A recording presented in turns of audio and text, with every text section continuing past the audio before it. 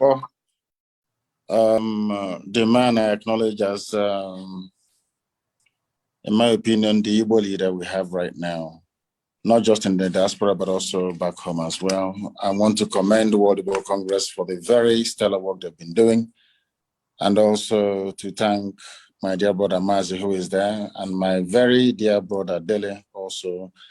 I've been following these proceedings intermittently for the past 4.5 hours or thereabout. I've been caught up in a few things. As you can imagine, a lot is happening back home. But there is something that this year's event has brought to light. It is the camaraderie and unity of purpose amongst the people of the South, and to an extent, those of us in the Middle Belt as well. And we must continue on this very plane until we all get what we are asking for. I have not come across any individual who is against freedom. Therefore, what we are asking for as a result of this very important occasion is that we must move forward together as one people, as an indivisible force, in order for us to demand what rightfully belongs to us, which is freedom. Today is a very critical day in the history of our people. We are remembering those who were slaughtered and massacred unjustly by the Nigerian government, and of course, by extension, the British government as well. We are remembering those who died as a result of the unofficial Third World War that took place in our land nearly 54 years ago. And as a result of that, this very day, as we renew this pledge every blessed year, we have sworn to forever remember these people. We must remember them because the Jews do the same. All over the world, people remember their dead. In Rwanda, the same thing happens. And I don't know why there is this, should I say, conspiracy of silence to try to sweep this very important event in our history under the carpet. We lost over 5 million people, the second worst genocide in the history of man, only second to the Jewish Holocaust in Europe. And for some inexplicable reason, the world have decided to keep silent over this very matter. But we are not going to keep silent, not at all. Not now, not tomorrow, not ever. We are going to vigorously and relentlessly pursue this very effort to recognize the genocide that was committed against Biafran people, without apologies to anyone. It is a very good thing that before we came on air, I think the Ebonyi State government have now rescinded the threats they issued to all those who were intending to stay at home tomorrow. That is also commendable. It is not very often that I commend people, but I must say that I also commend Governor Willie Obiano, which I don't do very often, for the very critical work that he did today by laying a wreath at the cenotaph that he built for those that fell, for those that made it possible for us to remain alive this very day. I must say this to our people, those who are living, that it is because of the sacrifice of those brave men and women that is the singular reason why we are not suffering the same fate as those of them from the Middle Belt, and to a very limited extent, those of our brothers and brethren from Ududuwa Republic. Why am I saying this? It is only in our land today that we do not have any significant presence of Fulani terrorist organizations in our bushes or in our forests. And why is that the case? Because our fathers taught us how to fight. They fought for Biafra, unaided, unassisted for over 3 years. We fought the two strongest major powers in the world as at that time, the USSR and Great Britain. Egypt fought against us. The OAU was against us, with the exception of the likes of Julius Nyerere and Hufred Berne of Cote d'Ivoire. We suffered immeasurably. And now, like then, Israel was under attack and they couldn't provide any meaningful help. But we survived it. Not out of our own might, not out of our own power. We survived it because God Almighty in heaven was with us. And this generation have now come to complete the work that those of them of 67 to 1970 started. And we are not going to stop. I want the world to understand me very clearly. We are not going to stop. It doesn't matter what it takes. It doesn't matter how many lives they extinguish. It doesn't matter the genocidal tendencies they bring with them into our land. We are not going to stop. Everybody listening, everybody watching, everybody remotely interested in justice and peace must understand this. Our destination is freedom, and that very place we're heading to is Biafra. And nobody, no soul on this earth can stop us. Instead of Biafra not to come, we all perish. I want our adversaries, our enemies to understand this very, very clearly. We are not going to retreat, not one iota, not 1 inch, because Biafra must come. Because the hatred have continued to this very day. As I'm speaking and addressing all of you right now, they are still arresting, extrajudicially murdering people in our land, people who are alien to our culture, our way of life, our tradition. They are in our land directing their people to slaughter, to kill without mercy. Unfortunately, those we regard as political leaders have connived with these people to ensure the decimation of their own population. That is the type of nonsense we can no longer condone. As you all know, there is no significant Fulani presence in our land because our fathers taught us how to fight. And we are doing so today without apologies to any idiot. We're not going to apologize because we have been apologizing for nearly 50 years. And we have not gotten anywhere in terms of our collective advancement and development in the damnable zoological republic called Nigeria. That is why we must continue what we're doing. And that is why anybody who is remotely interested in the affairs of our people must understand this, that we are determined, doubly determined. 50 years, or should I say 54 years is a very long time, and 51 years since the end of the war. But now that we have come, or should I say now that God Almighty in heaven has determined that we should come, we are not going to relent. We are not going to do anything whatsoever to jeopardize the sanctity and the holiness of this very mission. We love our people. We love every ethnic nationality that makes up Nigeria as it is presently constituted.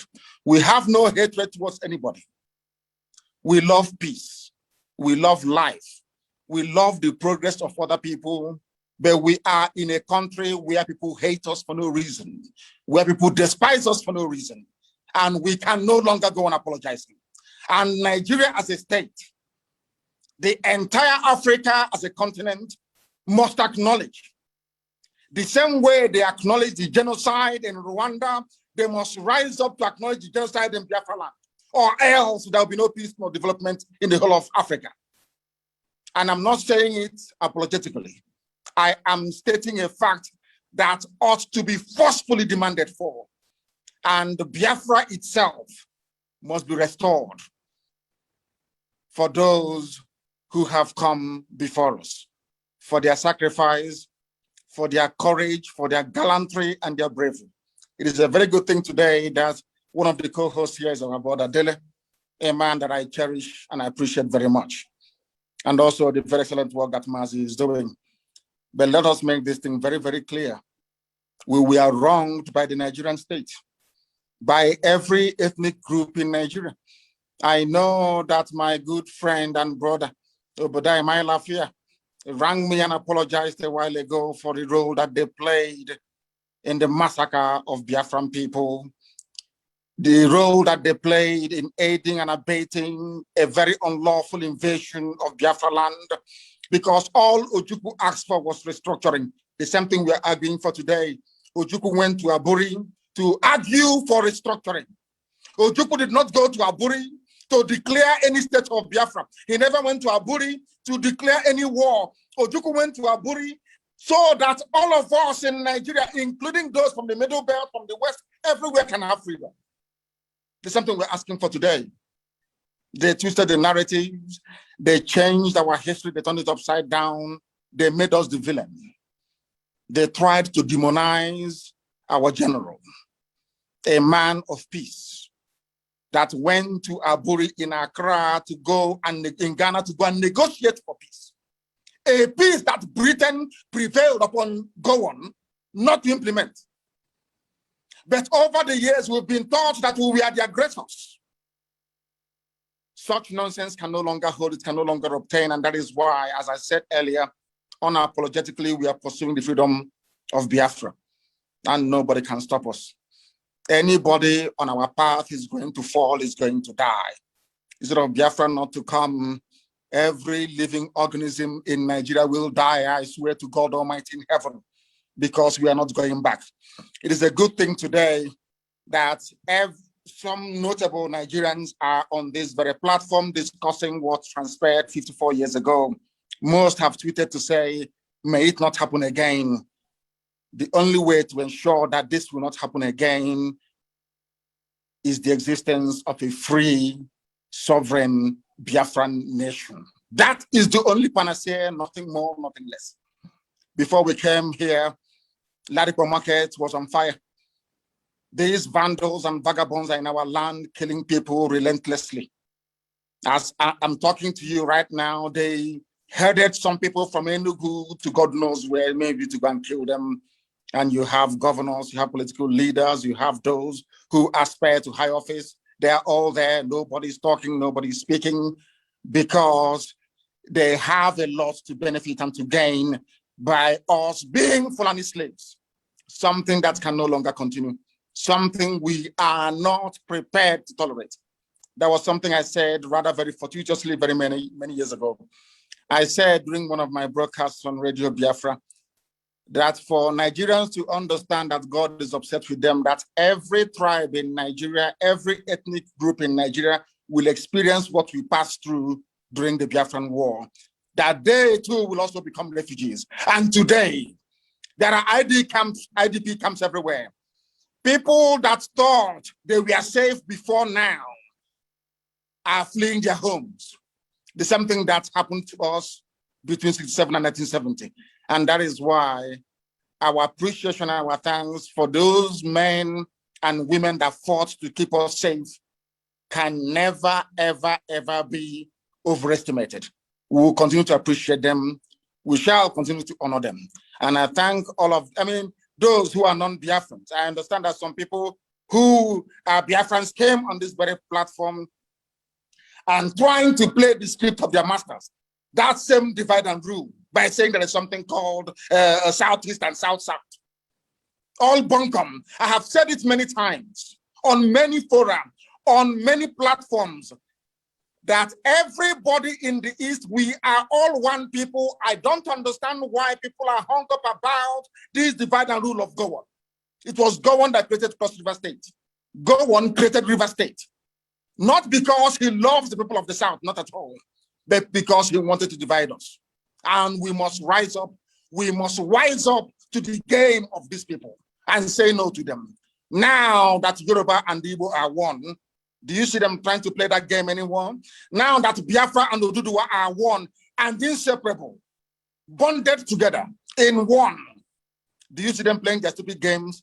I don't know why some people will come and say they're from Nigeria, they're from South-South, in order to perpetuate that very division, which the Fulanis have cleverly exploited over very many decades and many years.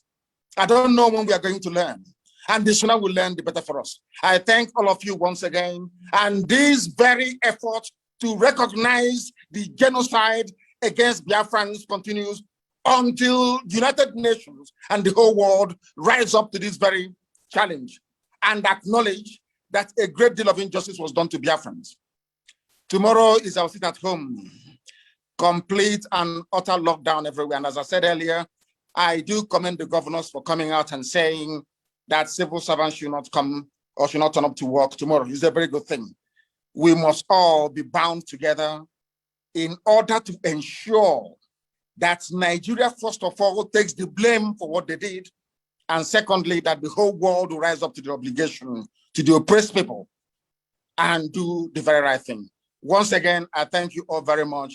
And my very special thanks to Professor Ejiofor for the very wonderful and sterling work that you're doing, you and your team. Thank you very much.